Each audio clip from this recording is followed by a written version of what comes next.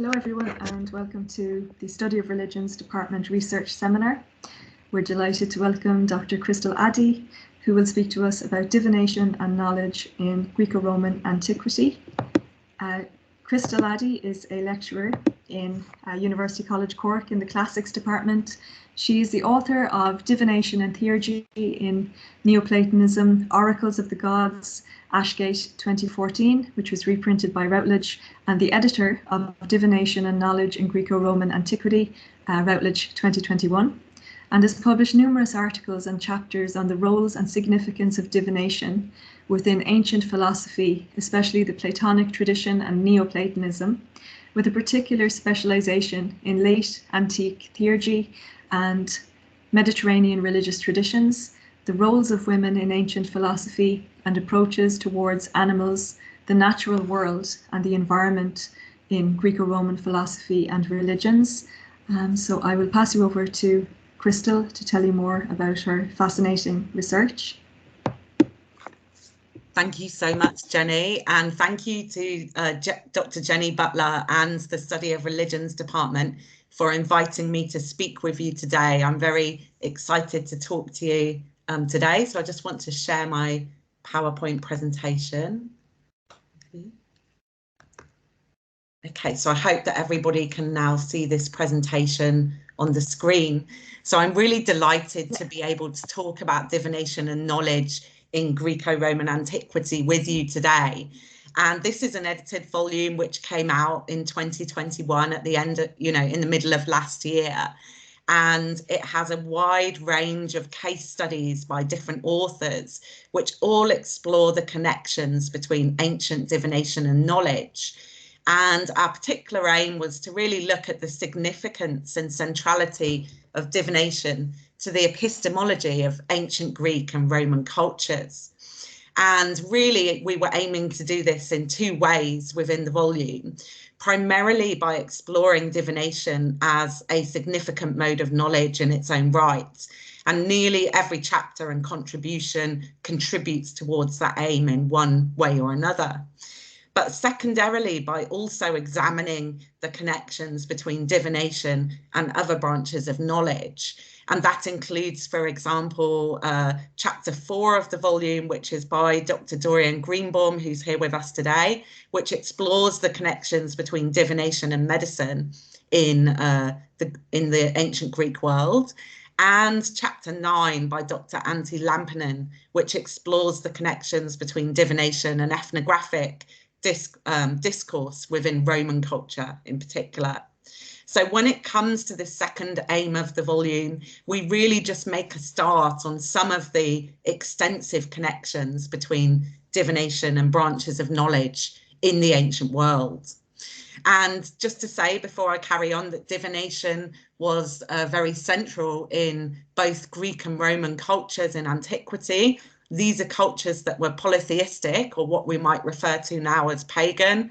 They worship many deities, spirits, daimons, semi-divine beings, heroes, and so on.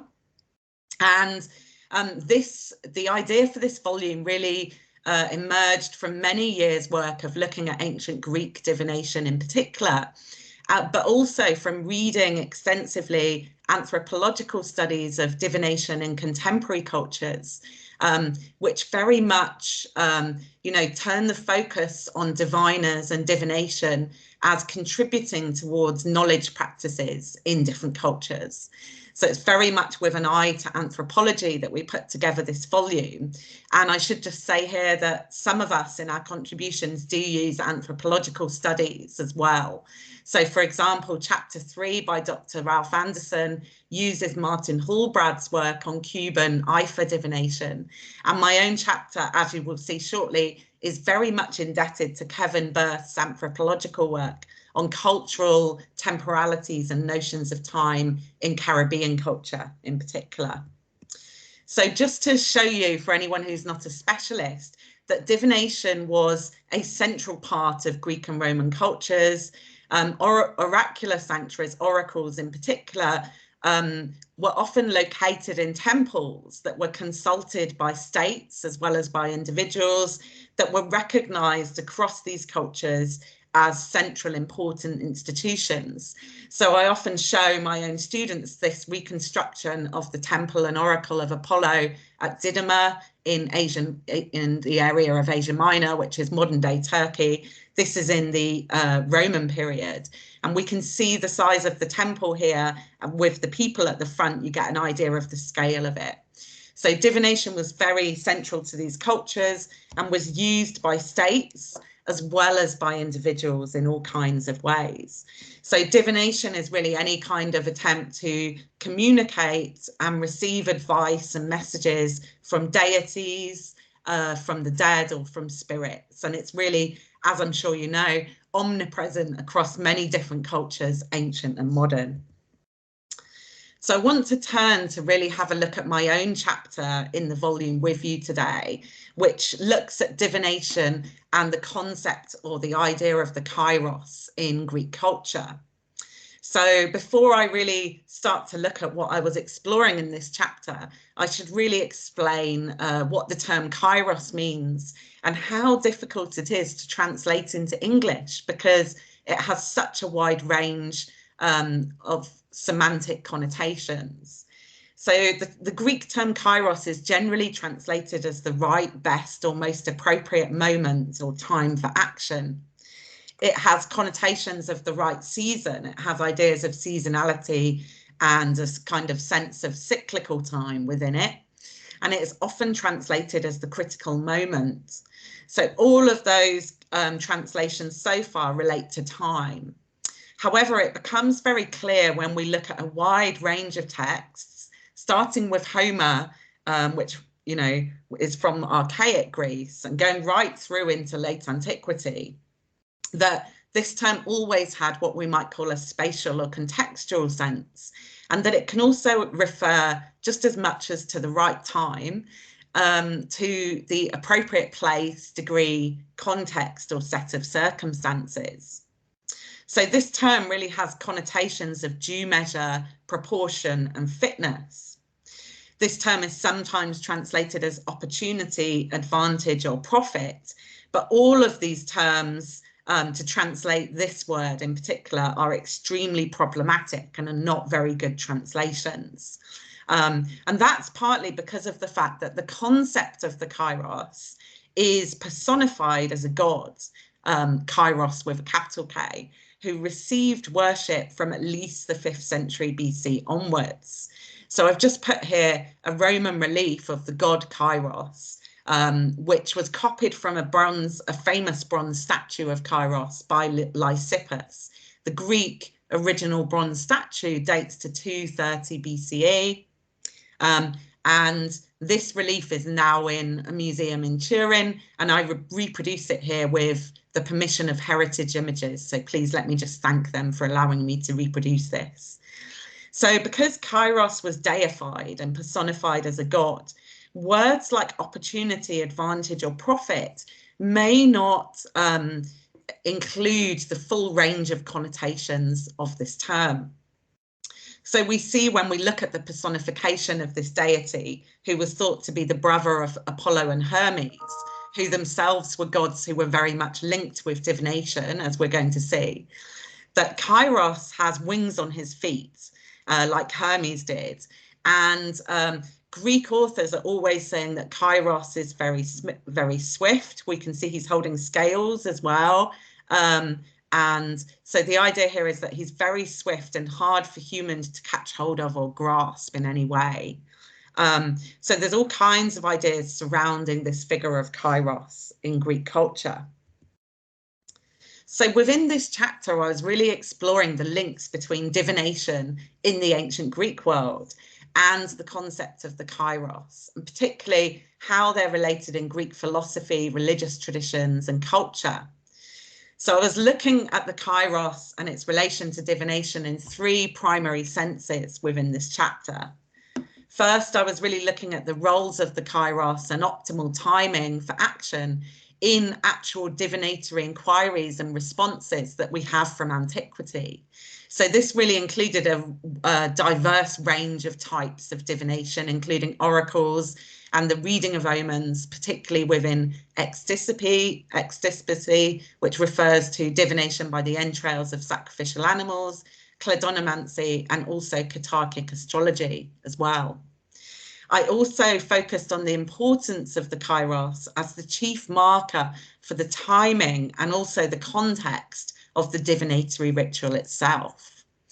And finally, I really turned to explore the ways in which the kairos points to a complex set and network of cultural and philosophical ideas about time, and thus, in this sense, provides a very specific rationale for uses of divination, which indicates the importance of divination in ancient Greek culture as an epistemological phenomenon.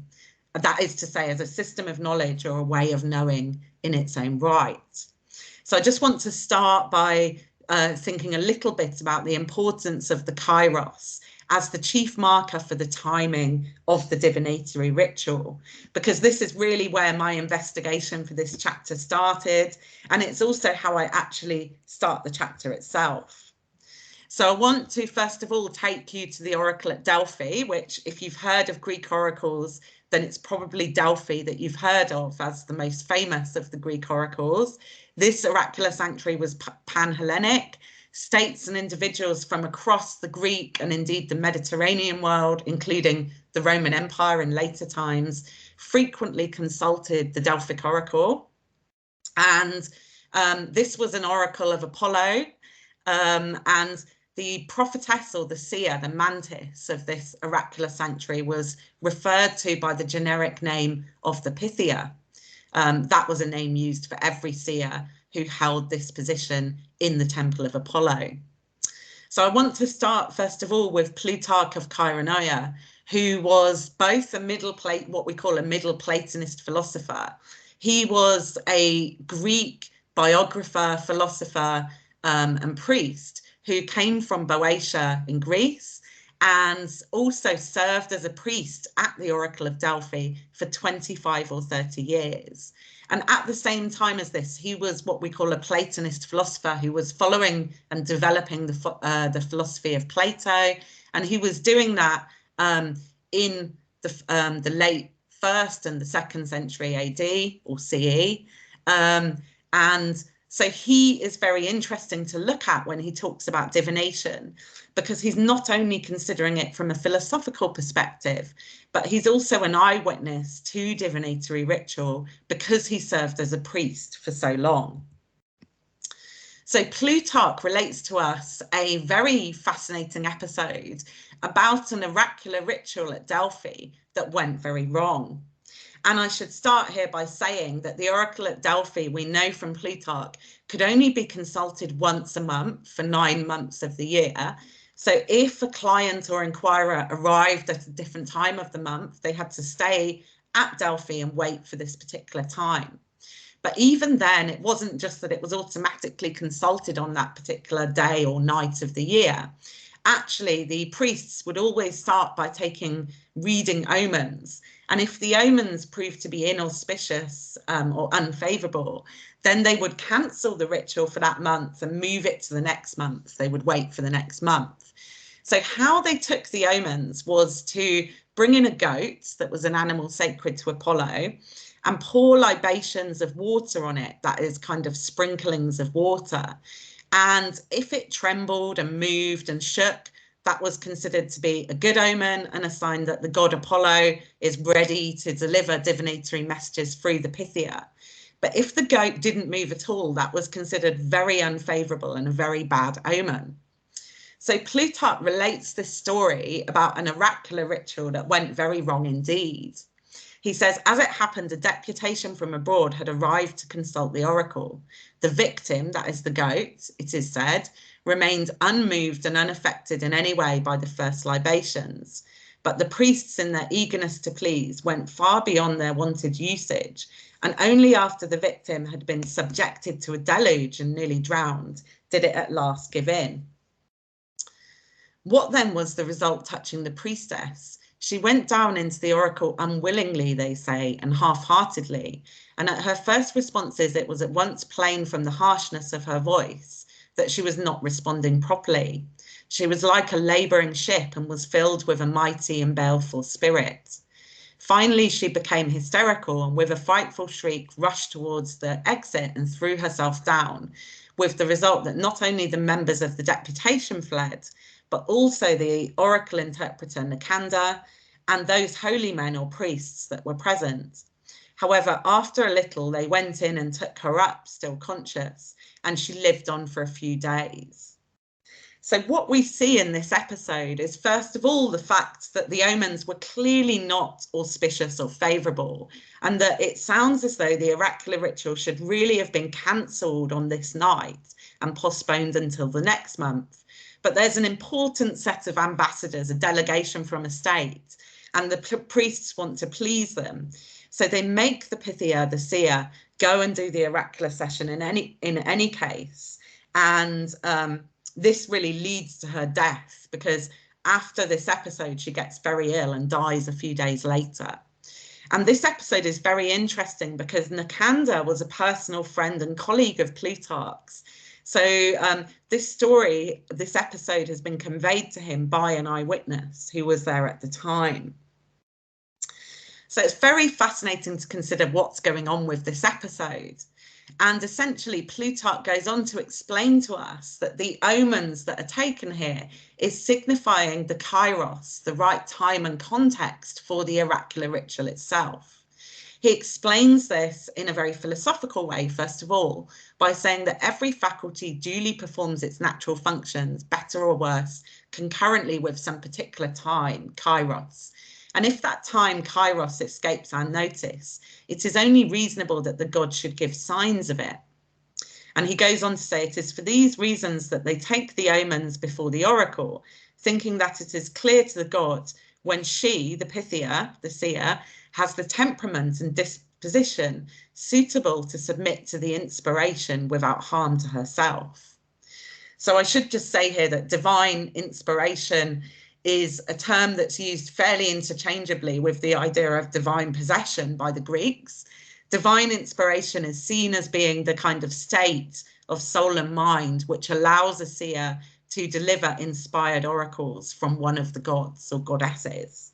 So Plutarch, it really seems to be telling us that this omen is signifying the kairos, whether it's the kairos or not, the right time or not for the oracular consultation. And particularly in relation to the state of the Pythia's soul, her temperament, her disposition, to take on this kind of divine inspiration and deliver the oracles without any harm or damage to herself. So Plutarch is really connecting the reading of these omens with trying to find the most auspicious or favourable time, the kairos. And then if we go forward several centuries into the late 3rd century AD in particular, what we see is the Neoplatonist philosopher Iamblichus talking about theurgic ritual, a type of religious ritual practiced by Neoplatonist philosophers, which aimed for the ascent of the soul to the gods. So it's kind of a mixture of traditional Mediterranean religious practices combined with philosophical ideas as well. And Iamblichus makes a very mysterious and interesting comment in Book 8 of his work on the mysteries. He's talking about the Egyptians in particular here, but we should note that he really sees the Egyptians as one group of people who originated theurgic ritual. So he thinks, in his view, the Egyptians are doing theurgic ritual and they're some of the earliest peoples to do it. So he says, and this is not for them, the Egyptians, purely a matter of theorizing, but they recommend that we ascend through the practice of theurgy to the regions that are higher, more universal and superior to fate, to the God who is the creator, without calling in the aid of matter or bringing to bear anything other than the observation of the critical time for action. And the Greek term used here is kairos. So this is a very mysterious comment that he makes, because he seems to be placing observation of the kairos really at the center of theurgic ritual here. But we know from reading Iamblichus in general that theurgy really took what we would call natural material objects, things like plants, gemstones, incense, and many other natural substances, all of which were thought to be linked to a very specific deity, a god or a goddess. So to evoke and invoke a particular deity, then the theurgic ritual practitioner would gather all of the so-called symbols, these natural objects that were thought to be ontologically related to them, and would bring them all into the ritual space, onto the altar. They would wear and carry these kind of objects. They might use them to make or decorate a cult statue of the god.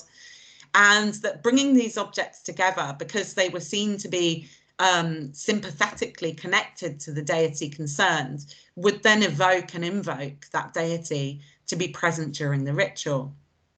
So gathering and using these symbols is really central to theurgic ritual. In fact, Iamblichus says that theurgy links together stones, plants, aromatic substances, and other natural entities, and from all these composes an integrated and pure receptacle for receiving the gods. So the receptacle here refers to the symbols in the ritual space, and as Iamblichus makes clear elsewhere, the receptivity or suitability of the ritual practitioner themselves to receive the gods during the ritual itself. So for Iamblichus, then, if we take into account that the timing of the ritual was important, but the symbols and their use within the ritual and the receptivity of the ritual practitioner are equally important, kairos must here have a really broad sense and must refer to the appropriate timing, place, and context of the ritual taken together as a whole. So this is really how I started this article, by looking at these two particular episodes, or these two particular accounts of the kairos, separated by several centuries, and yet both of them really centralizing the kairos in divinatory practice. I should say here that divination was really central to theurgic ritual and practice. So what we also see as well as this, so, I've just been looking at how the kairos was used as a kind of marker of the timing of ritual itself. But we also see that when people in the Greek and Roman worlds were using divination, they were often trying to find or discover the right time for action. And this goes across many different forms of divination. I'm just listing here some of the most prominent forms where we see this going on. So with oracles, where we very often have oracular questions and responses as well, which survive from antiquity, both in literary sources and in inscriptions, we often see that oracular questions involve a very limited time frame. They often ask, should I undertake this action at this time? So very often it's not just asking about a particular action, but very often it's being located in a specific time itself. So it's not just looking for an answer about an action, but whether this action should be completed at that particular time. Likewise, if we turn to astrology, there's a type of astrology called katarchic astrology, which is very much trying to find the right time for given actions. And it has a much wider range of applicability than that. I probably won't talk too much about this. We have Dorian here today, and her chapter also looks at katarchic astrology in relation to medicine. There's a type of ancient divination called cladonomancy, which was linked with Hermes in particular, which involved undertaking a ritual to Hermes and then covering one's ears, and then walking a certain distance from the shrine of Hermes, removing one's hands from one's ears, and the first words, chance words, which the client heard after they'd uncovered their ears, were taken as their oracular response. So that also really foregrounds a particular moment. We know that with reading the omens or the signs in the entrails of sacrificial animals, This was particularly used to discover whether a certain action or set of actions should be undertaken at that time on that day. And very often if the signs are unfavourable, the same ritual will be repeated day after day to get the right time to undertake that set of actions. But sometimes if the omens were unfavourable, of course, the whole set of actions would be rethought and reconsidered as well. And we also, I'm talking there about both Greek and Roman cultures, because we see all of this in Greek and Roman cultures. But Roman augury in particular was very much related to ratifying or approving actions for a specific time, rather than being an outright yes or no answer forever. So most forms of divination are really focused on the timing of particular actions or the context in which they should be carried out. And this really leads me on to my next point, that the whole concept or idea of the kairos was intrinsically contextual, situational and relational. And so was divination in Greek and Roman cultures. So divination is a relational practice in several senses. First of all, the relation of the inquirer or client to the event, issue or set of circumstances which are embodied in the question they put to the diviner or seer. And secondly, the relation and possible communication or dialogue which goes on between the inquirer or client, the seer and the god, points to another kind of relational and situational set of factors. And Ralph Anderson in chapter 3 of the volume also looks at divination in this way. And he says we may think of divination as a process of synthesis in which divinatory signs, whether they be the utterances of an oracle, signs observed from a sacrifice, the flight of birds or a chance remark, are brought into meaningful relation with the shifting circumstances of the inquirer. So I should just say at this point that I'm just really sketching some of the main ideas in my chapter here. And obviously the chapter itself is far longer than I could present in this time and goes into much more detail about these issues. Having looked at these roles of the concept of the kairos in relation both to divinatory questions and responses, the messages of divination itself, and in relation to the timing of divinatory ritual, I then really return to reflect on what these ideas of the kairos in relation to divination can tell us about the philosophy of time or about different cultural and philosophical frameworks of temporality and time in ancient Greek culture. And so I just want to start by observing the fact that, we can often think of time as a very standard idea, but in many cultures it's framed very, very differently. And so just to give you an idea of how it can be very, very different in ancient Greco-Roman culture, there is a word hopisto in Greek, which means what is behind one. It means behind, but it can also mean the future. And this is because the Greeks thought that we move through time with our backs to the future. So they actually think we're moving backwards through time. And to them, this was a kind of obvious idea because they thought that we can see and know the past. We've lived through the past and we've seen it, but we can't see what's going to happen in the future. So for them, it was a very obvious way at looking at time. But obviously, that's very different, at least from modern European culture, where we tend to think of time as a linear phenomena, which we're walking or somehow going forwards towards the future. And Greek culture really reverses that.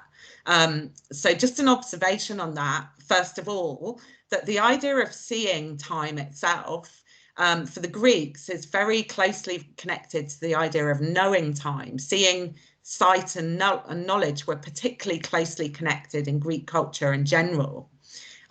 So to them, to connect seeing, knowing and time itself was a very obvious set of connections to make. And I should just say here as well that I'm aware from my own reading and research that there are other cultures in the world, even now, who still look at time in that way. The Aymara people in Bolivia apparently also think that we're moving backwards towards the future with our backs to the future because we can see the past. So I just bring this in to kind of show that many Greek and ancient ideas of time are very different from what we would take for granted in relation to time. So in this sense, I've been really influenced by the work of the religious studies scholar and anthropologist Kevin Birth. And in his book, Problems in Perceiving Other Temporalities, he really talks about different temporalities and cultural frameworks of time. So post-Enlightenment European conceptions of time tend to emphasize homogeneous uniform duration. They see time broadly as quantitative. Moments in time are generally seen as identical homogeneous units, and continuous duration is privileged over any kind of idea of timeliness. So Kevin Birth says the logic behind this lens privileges units of duration over auspicious moments and homogeneous time over optimal timing. So when we turn to look at ancient Greek culture, actually Greek culture recognizes several temporalities. Certainly there are several terms in Greek that refer to different kinds of time or temporal dimensions. So as well as the term kairos that we've been looking at, there's also a term chronos, which is more closely related to a kind of linear idea of chronology in the modern sense, although there are still some important differences between the ancient concept and modern ideas. And the Greeks also have an idea of aion or eternity, which is really important to them. So the kairos is often seen as an intermediary between chronos and aion, a moment where someone can perform an action or, speak or do anything in the best possible way.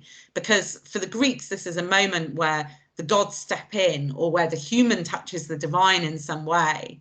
And the divine is located in broadly speaking, in eternity, because the gods are thought to be immortal.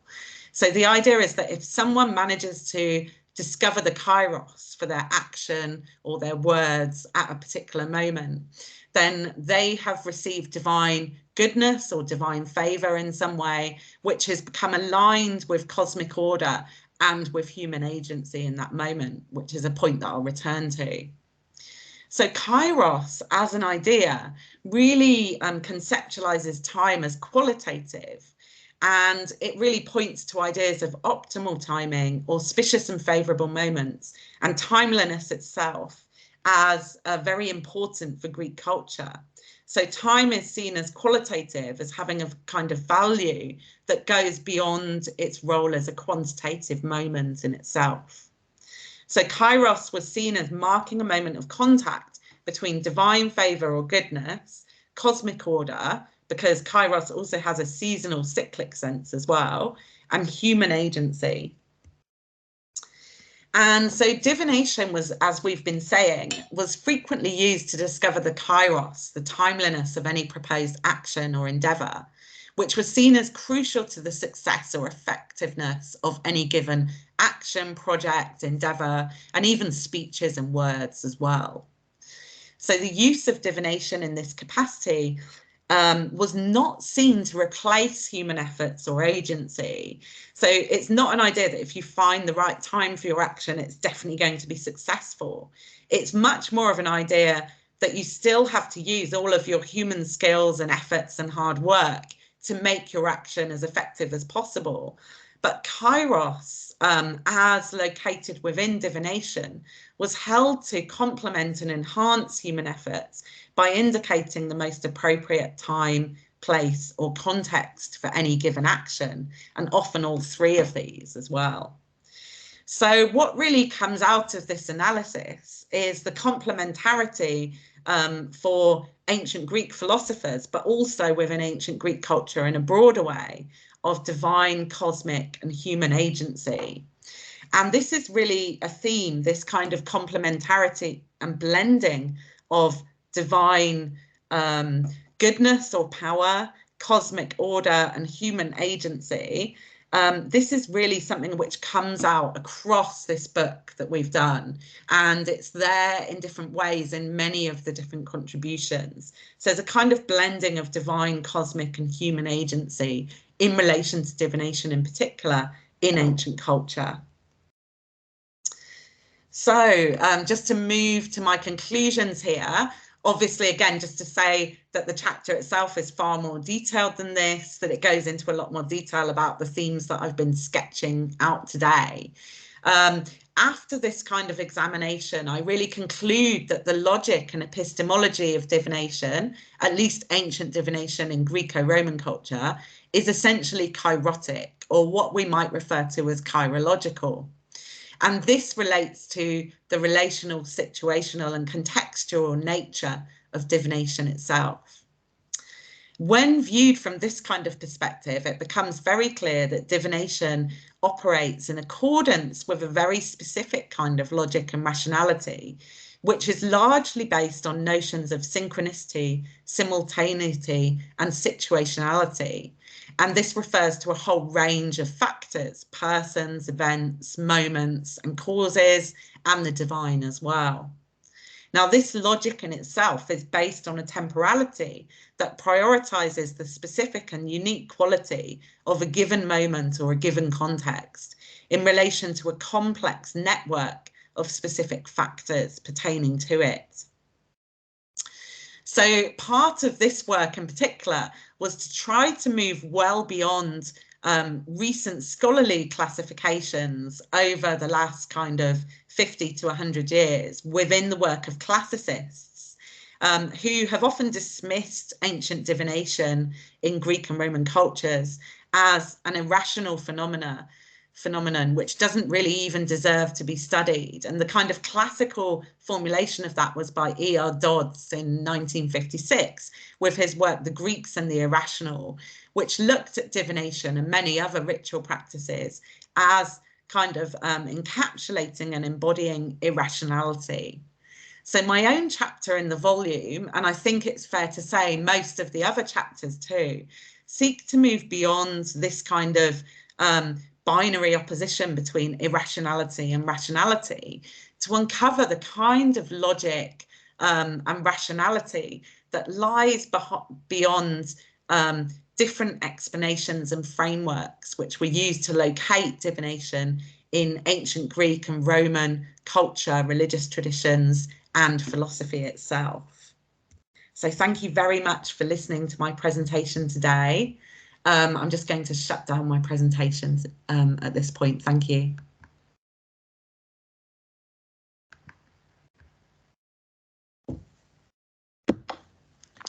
Thanks so much, Crystal.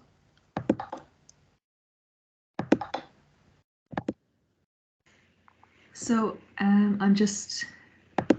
know there's something in the chat here.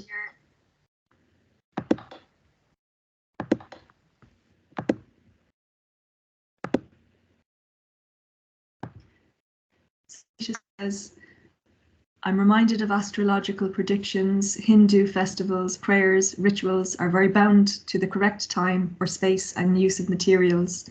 Vedic rituals are kairos bound, perhaps. And she also says auspicious moments where time still directs Hindu priests and most Hindu ways of doing important things, such as when to buy a car or house, etc., or when to expect a good call for a job or a windfall. So if you have any comments on that, Crystal, or maybe I think Nisha was just making a comparative comment there. Yes, this is such an important comparative comment as well, because of course there's so many parallels in general between Hindu traditions now and in the past as well, and ancient Greek culture in all kinds of ways. And those kind of uses of auspicious moments and so on are very often, come from Vedic and Indian astrology as well, and are very much connected with Katarkic astrology in a similar way as the ancient Greeks were practicing it. So, there are very, very strong and important parallels going on there. If you don't mind, I just wonder if Dorian has any thoughts about this, because in the volume, Dorian was actually exploring Katarkic astrology in relation to medicine and medical treatment, and in particular decumbiture, which is a kind of Katarkic astrology. So Dorian, do you want to add anything here in relation to Nita's important comment there as well. Okay, I think I have now unmuted myself, hopefully. Yes, I mean, it's so important to realize these correlations that happen between cultures. And, you know, the previous commenter was mentioning the connection between Indian cultural practices and these ancient Greco-Roman practices. And I'm sure we could find more, you know, in other cultures that practice astrology of any kind. The picking the right time to do something seems to be a main motivation. I mean, certainly not the only motivation, but a main motivation for doing astrology like that. Just, you know, full stop. And there are some scholars in astrology who would even say that Katarkic astrology, which has 4 branches, one of which is this idea of picking the best astrological time to perform an event like a ritual or something along those lines, but also can do an analysis of the time when someone asks a question about something, and the chart at the moment, the cast at the moment that the question is asked, becomes the way to interpret what the answer to the question is. And then in my case, in writing the chapter that I wrote for Crystal's edited volume here, was again this idea applied to medicine. So casting a chart at the time that a person feels ill enough to go to bed. And so that's, and interpreting the course of the illness and the progress of the illness in that way. So yeah, I mean, it's a fascinating area to think about, and so important in so many, as you've pointed out, Crystal, so many divinatory practices. It really needs to be studied more, in my opinion. Definitely. Just to say as well, there are so many other parallels as well. I mean, the use of particular gemstones in Hindu rituals as a way of, you know, helping someone, protecting them and so on, because of their links with specific deities, is exactly what I was talking about in relation to theurgy, that specific gemstones were seen as being sacred to a particular deity, and that's why they were being gathered together to be used as symbols within the theurgic ritual. If Nita would like to respond to that, I know Elizabeth, you have your hands up. But... Thanks for bringing in the gemstones, because I have been advised to wear an amethyst instead of a blue topaz to please Saturn. And it has to be done when the moon is waxing, you know, not waning. So I'm waiting for coming Saturday, because that's then when the new moon starts tomorrow. And it can only be in those 15 days, and it has to be in the evening and on a Saturday, because Saturday is for Saturn. So we believe in it very strongly, also because I come from a priestly family. So it has to be, everything has to be according to the moon. Science. Absolutely. Thanks. I just didn't realize it was so closely connected. Yes, that kind of idea of doing specific ritual actions at specific times in that sense as well. I mean, that's so strong in Greco-Roman culture, very much connected with this idea of the kairos I was talking about as well. Thank you so much, Nita. Excellent comments. Thanks, Nita. Elizabeth? Hi, I was just wondering if in your research of ancient Greece in particular, if you noticed like the divination becoming more and more controlled by the imperial control over divination, and if that was like, did you notice the gendering of that, like kind of less of like the embodiment and more of like kind of a slave to answering? And also, did you follow like under Dodoni and Delphi, like back to ancient Crete, and how possession, it seemed like what you were explaining, it was so fascinating. What you're explaining was more oneness and then more division through time. And obviously the control. Yes, fascinating questions there. Thank you so much. Really interesting. So in relation to Crete, to take that one first, of course, Crete was seen as the, in the original kind of foundation myths and legends surrounding the Delphic oracle, it was said to be some sailors from Crete who had a kind of message, a divinatory message itself from the god Apollo, and who somehow rode on the back of a dolphin from Crete to Delphi. And dolphins too are sacred to Apollo, so it's an interesting story. And then they're the ones who are said to have founded Delphi. So there's definite links between Crete and Delphi in the myths and legends of the ancient world, which are absolutely fascinating. Of course, you know, with Crete in particular, we know that the Minoan culture goes back so far, right? There's all kinds of archaeological excavations. In many ways, some of the religious practices on Crete, you know, are really centralizing goddesses in particular. Very, very fascinating in that way. And again, just going back to Delphi, the original goddess linked with Delphi was Ge, or Gaia, the earth goddess, and then Themis, the goddess of divine justice. And only later on did Themis give this oracular sanctuary to Apollo in the myths. So there's all kinds of connections there between goddesses, Crete and Delphi, you know, that are really fascinating. So Crete is just such a fascinating place and culture in general in terms of its kind of religious practices. In relation to your question about imperial control and divination, I mean, that is, so I have to say that I'm someone who works much more on Greek culture than Roman culture specifically, but we can certainly say that in the Roman Republic and then in the Roman Empire, divination as it was done by the Roman state itself was a very controlled procedure. Ritual in general, you know, if the Romans made a mistake in their ritual, they would go back and start the whole ritual again.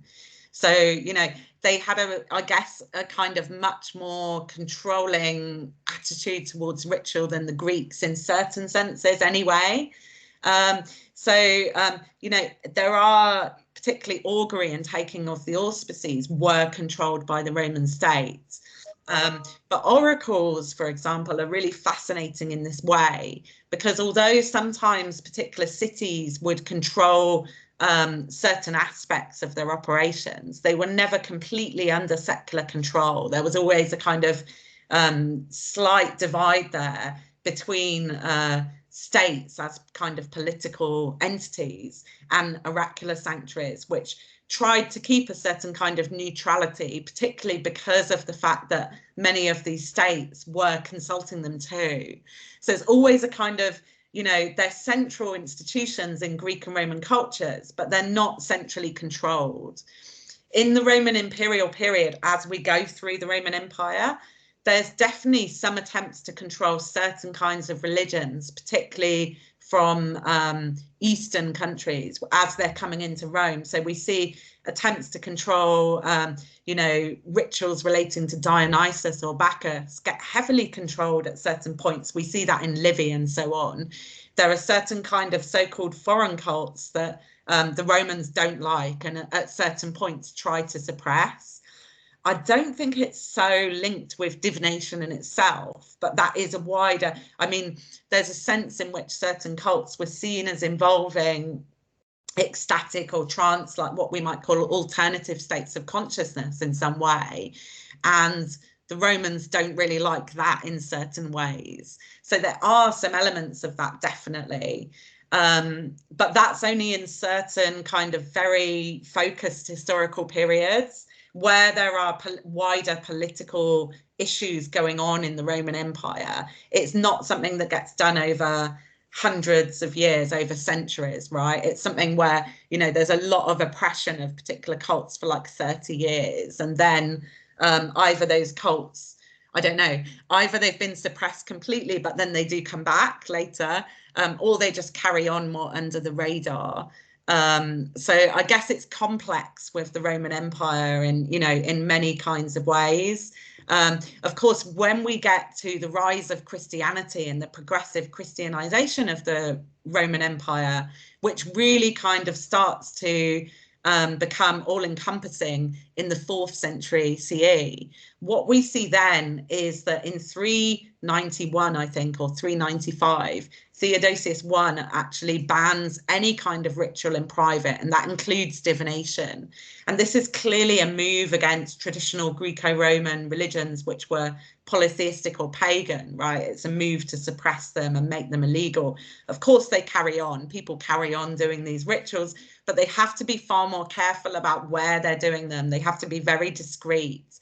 And, theurgy is partly emerging as a kind of codification or preservation of traditional religious practices, polytheistic practices, as a response to the growing Christianization of the Roman Empire and all the ways in which essentially pagan religion was being suppressed at this time.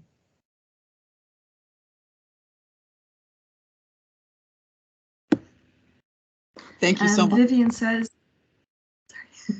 Vivian says in the chat that she hadn't come across kledomancy before and that she must give it a try. Something similar has been secularized now in street wisdom, which has become a corporate training thing. Absolutely fascinating. I'm not sure what street wisdom is, but I like the sound of it and I will be checking that out. That sounds really fascinating. Kledonomancy was really associated with Hermes, so Apollo was the main god of divination for the Greeks and the Romans, although often like Zeus or Jupiter, Hecate, I mean, these are all deities associated with divination as well. Hermes was, of course, the god of communication and travel, as well as the psychopomp, the god who moves souls between different realms or worlds. And so it's fascinating that kledonomancy, which involves hearing random chance utterances as an oracle, involves this kind of speech and language, is dedicated to Hermes. So there's known to be certain shrines to Hermes where people would go, they would light a stick of incense, they would pray to the god, then they would cover up their ears, they would wait a certain amount of time and walk a certain distance from the shrine, they would uncover their ears, and the first words that they heard were thought to be their oracle. And young children were considered particularly effective. If the first thing you heard was children, that was considered to be a particularly strong kind of oracle coming through. So yeah, it's a really fascinating practice. And in the Roman Empire, there's a kind of divination, bibliomancy, which is book divination, essentially. Often, for the Christians, they were often using the Bible out for that, but you could use any kind of sacred book, including mythological texts and so on. And with that one, you would it really emerges with the, it emerges with the emergence of the codex, which is, when the Romans moved from the traditional papyrus scrolls to creating the precursor of the modern day book between two covers with leaves of papyrus like a book. And so at that point we see bibliomancy, where someone would again close their eyes, randomly open the book on a certain page, put their finger down, and that would be their oracle. So that has a similarity too with kledonomancy in a way, which is quite interesting there. Thank you. So Vivian's also put a link to what street wisdom is in the chat. James, or did you, sorry, Vivian, did you have something to add? It's quite an interesting process. I've led it, and it depends on something triggering a chain of associations in one's psyche, obviously. But anyway, I love the idea of kledomancy. Definitely try it. Absolutely. Thank you, Vivian. And that oracle received through kledonomancy was just called a kledon. So that's where the term is coming from as well. Absolutely. And I'll check out street wisdom. Thank you for bringing that to our attention. James? Hi, thanks very much for that, Crystal. Absolutely fascinating and yeah, really interesting.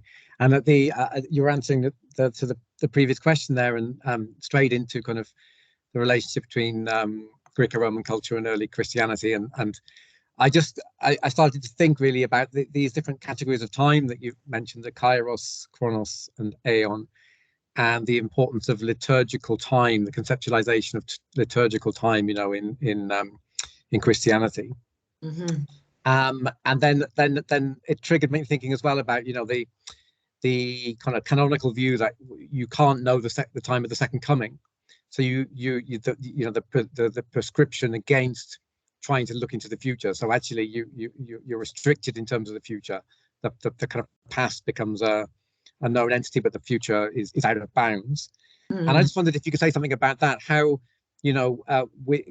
Greek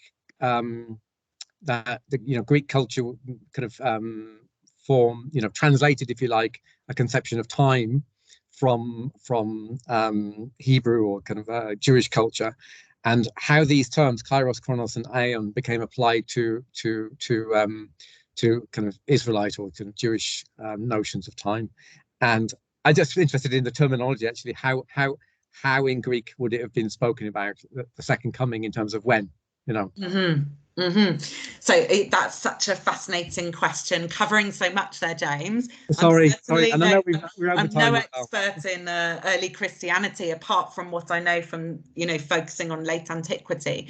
I know, for instance, that when we think about divination and the early Christians, they have a very interesting set of attitudes.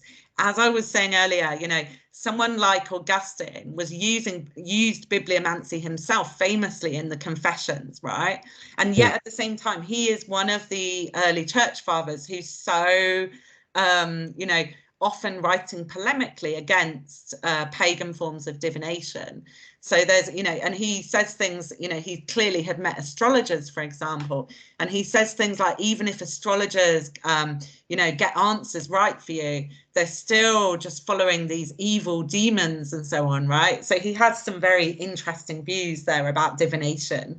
But as you're saying, in general, for those early Christians, they were often arguing against, when they argue and write polemical works against what they just call pagan religion, they're thinking of all those traditions across the Mediterranean, and when they do that, they're often writing explicitly against divination, because as they were trying to convert people, divination was so central to people's lives. You couldn't convert someone without dealing with that issue first, right? So there's a lot of polemical works against divination in general. When it comes to the kairos did become a really important concept in early Christianity.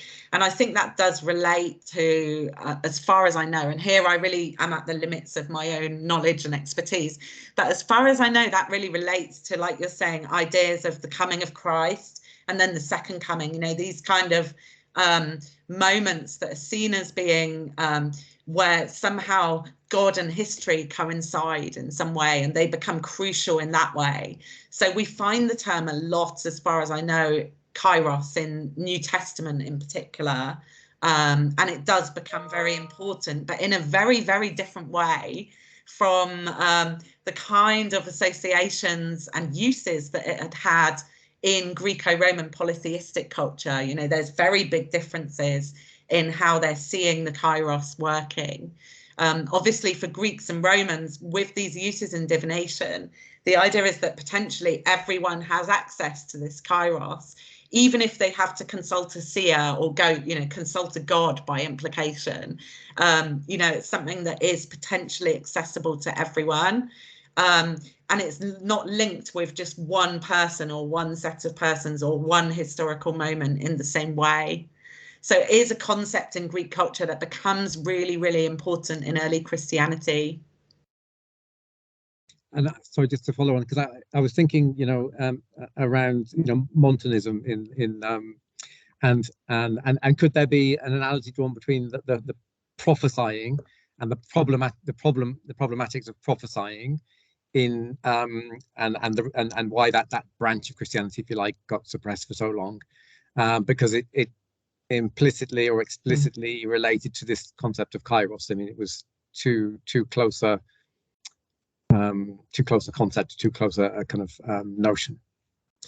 Yeah, the Montanists. And also associated with women as well, which is Yes, the Montanists were fascinating, right? Because as far as I remember, don't they think that every human being has their own connection with God that they can access through prophecy? So, Absolutely. you know, to me, that in itself is one of the reasons why they face such strong suppression in late antiquity, because for the Christians, this seems to have already been problematic, this idea that every human being has this kind of their own access to the divine in some way. Yes, I mean, again, you know, in a way, those Montanists, you know, are much closer to polytheism in the ancient world as it was practiced, in thinking that, you know, every person has that kind of prophetic connection with God or with the divine in some way. Certainly, as far as I know, they were really suppressed, right, by other groups of Christians, other sects that were around in late antiquity. And I think that's one of the main reasons why, as you say, of course, as well, that was a cult or a sect of Christianity where women played really important roles. And, you know, that may well have fed into that as well. You know, if we think about female agency and women in the early church as well. Thank you, Crystal. That's fascinating discussion. We'll take that up over coffee sometime. Yes, definitely. So thanks again, Crystal, and to Dorian as well. And the book, that, like, I'm sure people will find a lot more in the book, Divination and Knowledge in Greco-Roman Antiquity. So thanks. It's so fascinating. I'm sure we could talk for a lot longer, but we will end it here for now. Thank you, Jenny. Can I just say that I do have a discount flyer for the book. So if anyone here wants a copy of the discount flyer, please just drop me an email. My email was on the front slide of that presentation, and I'm really happy to send that to anyone if they want a discount code flyer. Thank you to everyone for being here today, and thank you, Jenny, for hosting this. Thank you. Bye, Crystal.